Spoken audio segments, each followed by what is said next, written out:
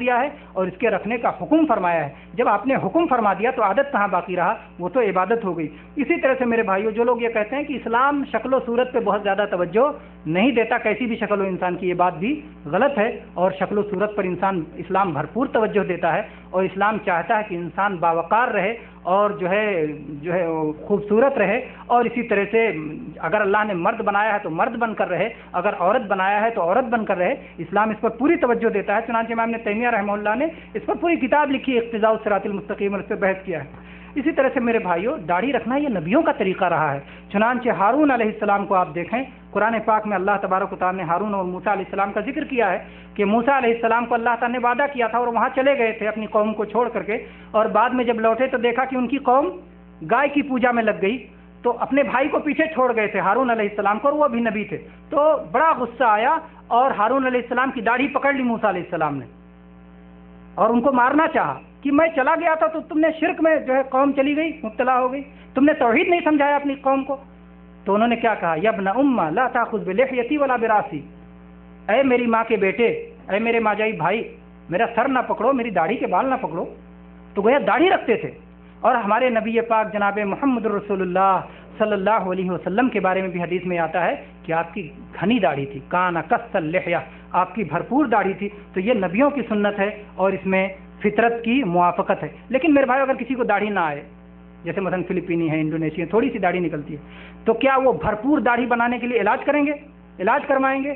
نہیں، کبھی کسی عالم نے داڑھی سے متعلق ان احادیث کو دیکھ کر کے یہ نہیں سمجھا ہے کہ آپ داڑھی گھنی کرنے کے لیے، داڑھی لمبی کرنے کے لیے علاج کا سہارا لیں گے۔ جو اللہ تبارک و تعالیٰ نے آپ کو عطا کیا ہے وہی آپ کے لیے ہے، اور اس سے زیادہ اللہ تعالیٰ نے آپ پر مکلف نہیں کیا ہے۔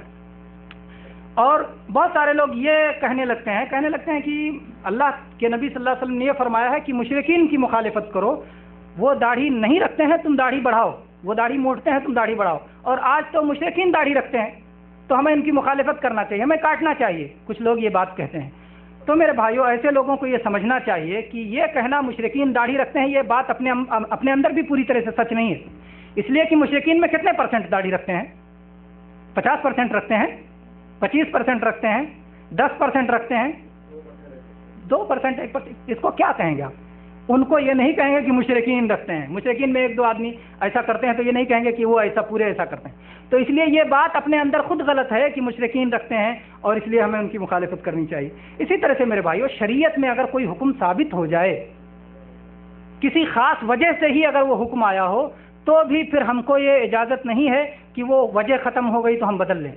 جیسے ابھی حج کا موقع قریب ہی میں گزرا ہے، اللہ کے نبی کریم صلی اللہ علیہ وسلم جب حج کرنے کے لیے آئے تو مکہ کے کافروں نے کیا کہا کہ مدینہ کی وباؤں نے، مدینہ کی بیماریوں نے ان کو توڑ کے رکھ دیا ہے۔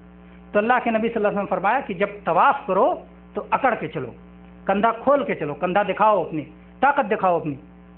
تو اللہ کے نبی نے رمل اور استباء یعنی کندھا کھولنا اور اکڑ کے چلنا ایک خاص وجہ سے حکم دیا، اور اس کے بعد مکہ سے مشرک ختم ہو گئے، آج کوئی مشرک نہیں ہے۔ عمر رضی اللہ عنہ نے اپنے زمانے میں کہا کہ اب تو مشرک ختم ہو گئے، اب ہمیں رمل اور استباء کرنے کی کیا ضرورت؟ پھر اس کے بعد کہا نہیں، یہ اللہ کے نبی صلی اللہ علیہ وسلم کا حکم ہے، یہ قیامت تک جاری رہے گا۔ تو اگرچہ ایک وقتی علت جس کی وجہ سے کوئی حکم آیا تھا وہ علت ختم ہو جائے، ہو سکتا ہے کوئی اور علت ہو جو ہمیں سمجھ میں نہ آ رہی، تو اگر مان لیجئے پورے مشرکین 100% بھی داڑھی رکھنے لگے تو ہمارے لیے داڑھی کاٹنا جائز نہیں ہوگا، بلکہ داڑھی رکھنا ہمارے لیے فرض ہوگا۔ اسی طرح سے میرے بھائیوں، اگر کفار داڑھی رکھ رہے ہیں تو یہ تو اس بات کی نشانی ہے کہ وہ ہماری مشابہت کر رہے ہیں، ہم ان کی مشابہت نہیں کر رہے ہیں، وہ ہماری مشابہت کر رہے ہیں، اور گویا وہ داڑھی کی اہمیت کو سمجھ رہے ہیں، داڑھی کے فائدے کو سمجھ رہے ہیں، وہ فطرت کی طرف لوٹ رہے ہیں۔ تو یہ تو خوشی کی بات ہے، یہ تو خوشی کی بات ہے، اور ہمیں اپنے اس میں اور مضبوط ہونا چاہیے، کیونکہ کہتے ہیں جادو وہ ہے جو سر چڑھ کے بولے۔ تو گویا داڑھی اپنا فائدہ منوا رہی ہے، اور مسلم ہی نہیں بلکہ غیر مسلم بھی اس کو اپنا رہے ہیں۔ تو اس لیے ہمیں اسے اپنانا چاہیے، اور اس میں بہت ساری چیزیں داڑھی سفید ہونے سے متعلق اور بہت سارے مسائل ہیں، اس کو آپ سیکھیں۔ سب سے پہلے تو داڑھی اللہ کے لیے چھوڑ دیں کہ اللہ تبارک و تعالیٰ اس سے راضی ہوتا ہے، اور جناب محمد رسول اللہ صلی اللہ علیہ وسلم نے اس کا حکم دیا ہے، اور یہ فطرت کی موافقت ہے، اور اس کو کاٹنا یا موڑنا یہ فطرت کی مخالفت ہے۔ تو گویا پورے درس کا خلاصہ میرے بھائیوں 2 لفظوں میں آپ سن لیں۔ خلاصہ یہ ہے پورے درس کا کہ فطرت 2 طرح کی ہے، ایک فطرت وہ ہے جو ہمارے دل کی طہارت کا ذریعہ ہے اور وہ ہے توحید پہ آ جانا، شرک کو چھوڑ دینا، اور دوسری فطرت وہ ہے جو ہمارے جسم کی طہارت کا ذریعہ ہے اور وہ یہ ظاہری سنتیں ہیں جو ہمارے سر سے لے کر کے ہمارے پیر کے ناخن تک، جس کا ذکر حدیث میں کیا گیا ہے۔ اللہ تبارک و تعالی ہمیں اسے اپنانے کی توفیق عطا فرمائے۔ مناسب سوال آیا ہے، سوال ہے اگر کوئی مرد یا عورت بوڑھے ہو گئے ہوں اور بینائی کمزور ہو گئی ہے تو خود اپنے سے نیچے کے بال صاف نہیں کر سکتے تو کیا کسی اجنبی سے صاف کرا سکتے ہیں؟ نہیں، اگر شوہر اپنی بیوی سے اور بیوی اپنے شوہر سے، جن کے لیے ایک دوسرے کی شرمگاہیں جو ہے کھولنا حلال ہے، ایسا کر سکتے ہیں، اور جو ہے دوسرے کے سامنے وہ اسے نہیں کھول سکتے، یہ جائز نہیں ہے، اس کے علاوہ کہیں اور جائز نہیں۔ واللہ اللہ وبرکاتہ۔ آج کا دلچسپ موضوع تھا خصال فطرت یا سنن فطرت، اور جس کے اندر عقیدے سے لے کر کے دل کی طہارت و صفائی سے لے کر کے اختصار کے ساتھ بدنی اور جسمانی طہارت کا ذکر کیا گیا، اور صرف اس لیے نہیں کہ آدمی سنن فطرت کو اختیار کرنے سے خوبصورت یا ہینڈسم لگے گا، بلکہ اس لیے کہ یہ ہمارے نبی پاک صلی اللہ علیہ وسلم کا فرمان ہے، ہمارے نبی پاک صلی اللہ علیہ وسلم کا حکم ہے۔ لہذا ہر سننے والے بھائی کو چاہیے کہ آج کے اس پروگرام میں جو بات رکھی گئی ہے اس پر سنجیدگی کے ساتھ غور کرے اور اپنے نفس امارہ یا بہلانے والے شیطان سے ٹکرانے کی کوشش کرے اور اس کا مقابلہ کرے، کیونکہ شیطان ہی کے بہلاوے کی وجہ سے دل کی صفائی جو بہت اہمیت کا حامل ہے، توحید جس کا ذریعہ ہے، شیطان کے بہلاوے ہی کی وجہ سے یا سماج سے متاثر ہو کر انسان اپنے دل کو شرک سے، اپنے دل میں شرک بٹھا کر کے اپنے دل کو گندا کر لیتا ہے۔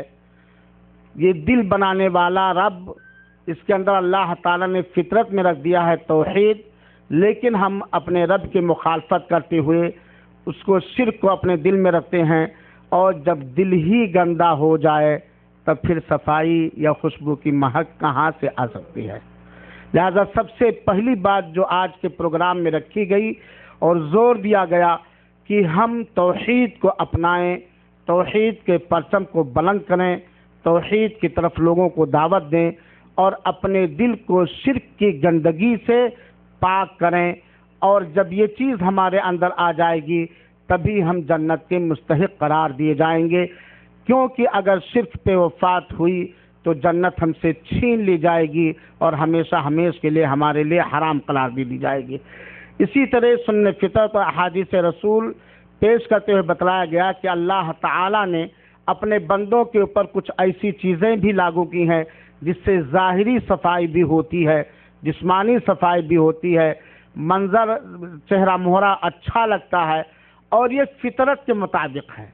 جیسا کہ بتلایا گیا اگر کوئی اس کے خلاف کرتا ہے تو فطرت کے خلاف چلتا ہے۔ لہذا میرے بھائیوں اور ساتھیوں، جو بھی چیزیں آج کے اندر بتلائی گئی ہیں اس پر ہم غور کریں، اپنے ناخن کو وقت پہ کاٹیں، اپنے مونچھ کو مناسب انداز سے رکھیں، اور ختنے وغیرہ کے تعلق سے جو باتیں رکھی گئی چاہے وہ مردوں سے متعلق ہو یا عورتوں سے متعلق ہو، اس پر ہم دھیان دیں۔ اور آخر میں جو شیخ صاحب نے دھیان دلایا، توجہ مبذول کرائی اور زور دیا، اور اس پر کئی بار گفتگو ہو چکی ہے، داڑھی۔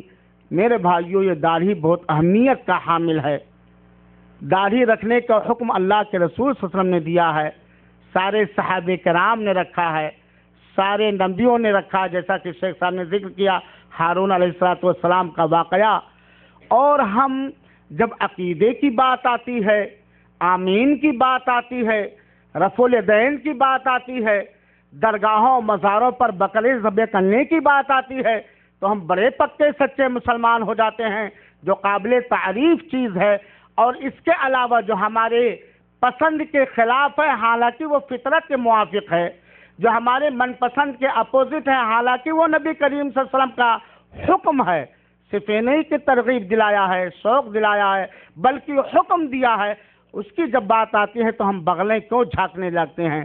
لہذا میرے بھائیوں اور ساتھیوں، اپنے چہرے کو اس طرح بناؤ جس طرح آپ کے مہربان رب نے، آپ کے مہربان نبی کے ذریعے آپ کو حکم دیا ہے، اور दाढ़ियाँ काटने से, दाढ़ियाँ छीलने से, दाढ़ियों में डेकोर करने से, दाढ़ियों में फैशन बनाने से तौबा करो।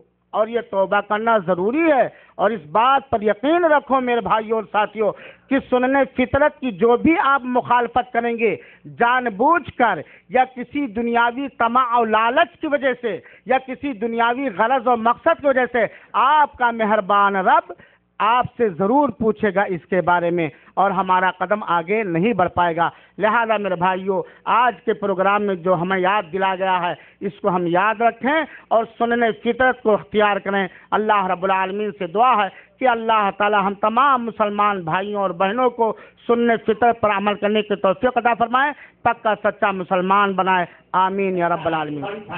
इंशाअल्लाह बारगाह का तौर कल से शुरू होगा, लिहाजा आप लोग खुद आए और अपने साथ दूसरों को दिलाएं। दूसरा ऐलान ये है कि अगली जुमेरात को जो हर महीने की आखिरी जुमेरात होती है, इस्लामिक सेंटर मुबारक में शोबे उर्दू में प्रोग्राम है। आप लोग खुद वहाँ पहुँचने की कोशिश करें और दूसरों को दिलाने की कोशिश करें। अल्लाह ताला हम सबको सही तरीके से इल्म हासिल करने की तौफीक अता फरमाए। आमीन। 5 मिनट का टाइम है, जिसके पास सवाल है बच्चा पेपर बांट रहा ले लें और सवाल करके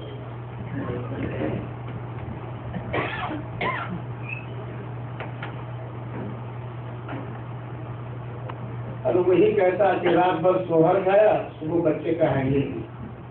सवाल है शहीद क्या दाढ़ी तराशना जायज है? कोई तकलीफ नहीं, क्या बताया जा रहा है। तो सवाल करने का शौक होता है। न दाढ़ी तराशना जायज है, न मूंढना जायज है, न दाढ़ी का एक बाल काटना जायज है। हाँ, अगर डॉक्टरी तौर पर ऑपरेशन वगैरह की जरूरत पड़ गई तो उसका मतलब दूसरा होता है। उगाया है इस तरह नाक वैसे छोड़ दो जैसे कि अल्लाह ने बनाया है। हाँ, अब अगर डॉक्टरी हिसाब से कहीं हड्डी बढ़ गई, कोई कुछ हो गया तो दूसरा वरना किसी, और ये वाजिब और जरूरी है, सुन्नत ही नहीं है। लोग छोड़ देते हैं कि नबी की सुन्नत है। नबी की सुन्नत नहीं, नबी ने इसको वाजिब और जरूरी कहा है, क्योंकि गैर कौन सी मुखालफत करने का भी हुक्म दिया है।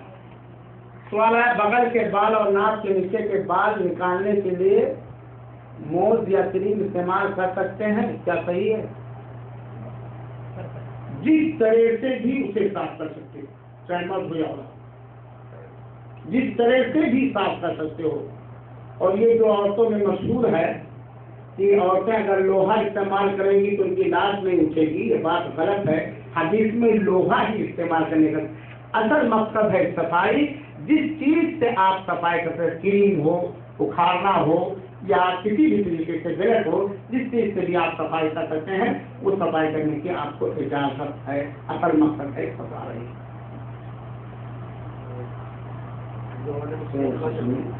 कुछ लोग रात में नाखून काटने से मना करते हैं।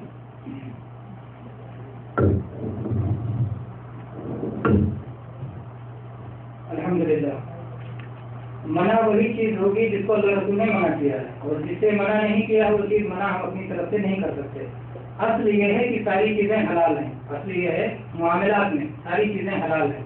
नाखून काटने में भी आप दिन में भी काट सकते हैं, रात में भी काट सकते हैं, सूरज निकलते वक्त काट सकते हैं, डूबते वक्त काट सकते हैं। जिन दिनों में मना किया गया, जैसे जो आदमी कुर्बानी करना चाहता है वो नाखून नहीं काटेगा चाँद देखने से लेकर कुर्बानी करने से, लेकिन उसके अलावा जब चाहे आप काटे। हराम की हालत में आपको नाखून काटने से मना किया गया, वहाँ नहीं काटेंगे। लेकिन जहाँ नहीं काटने से मना तो उस वक्त किसी वक्त भी काट सकते हैं। इसी तरह से नाखून के मसले में जो है, जहाँ नाखून का ये है कि नाखून काट सकते हैं, नाखून काट करके क्या करेंगे? क्या नाखून काट करके दफन करेंगे या उसे फेंक देंगे? तो इस सिलसिले में शरीयत में कोई जो है हुक्म नहीं दिया गया है कि आप इसे दफन करेंगे।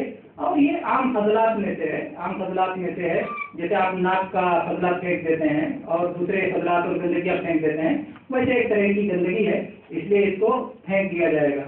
इसी तरह से नाखून काटने के मामले में बाद लोग एक सुन्नत बताते हैं कि इधर से काटो बहुत से प्रचार करते हैं। तो देखिए भाई, सीधी सी बात है कि नाखून काटने का हुक्म दिया गया और कोई तरतीब नहीं बताएगी, तो आप जैसे भी काट लो जायज़ है आपके लिए।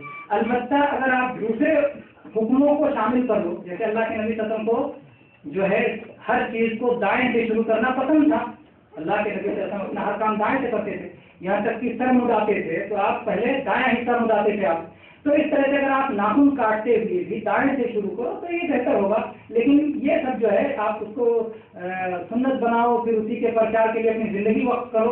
جیسے کہ بہت سارے ویب سائٹ اسی لیے کھل گئے ہیں اور ممبر تعلیم کرو، دنیا بھر کی خرافات ہو رہی ہے. تو یہ سب نہیں ہے، بلکہ جیسا اللہ کے نبی نے کہا ناخن کاٹو کاٹ دو. بنی اسرائیل کی طرح نہیں کہ ان کو اللہ تعالیٰ نے کہا گائے ذبح کرو تو کہا کتنے عمر کی ہو تو کیا کاٹی طرح ان کا ہو، تو اس کے بعد کہا کہ اس سے کھیتی کا کام لیا جاتا ہو کہ نہ ہو. یہ سب تفصیل کرنے کا حکم دیا، جیسا کر سکتے ہو کرا. اللہ.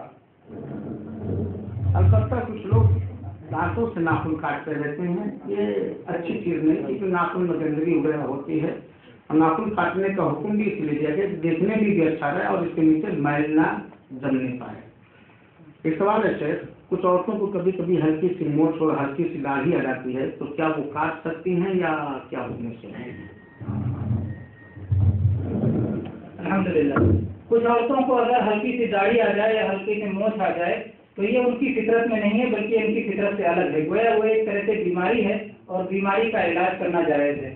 اس لیے اسے وہ جو ہے نکالیں گی اور موچھ اور داڑھی کو صاف کریں گے. اور ان کو آ جاتا ہے، بعض عورتیں آ جاتا ہے تو تبرک کے لیے رکھ لیتی ہیں. یہ بات صحیح نہیں ہے. صحیح بات یہ ہے کہ اگر داڑھی یا موچھ کسی عورت کو نکل آئے تو وہ فطرت کے خلاف جا رہا ہے، اس لیے اس کا علاج کرے گی اور اس کو صاف کرے گی. اللہ